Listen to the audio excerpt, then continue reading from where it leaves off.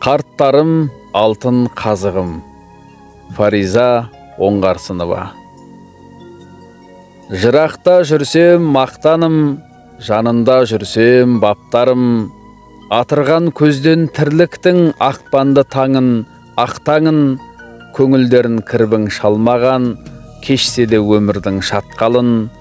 Тарланы болған халқымның, салмағы болған даңқымның, қайырымды қайран қарттарым.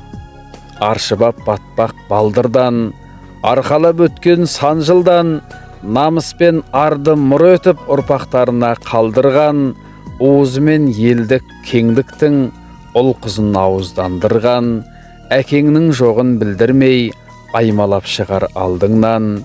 Бәйтерегі биік бақтарым, қайыңдай қайсар қарттарым.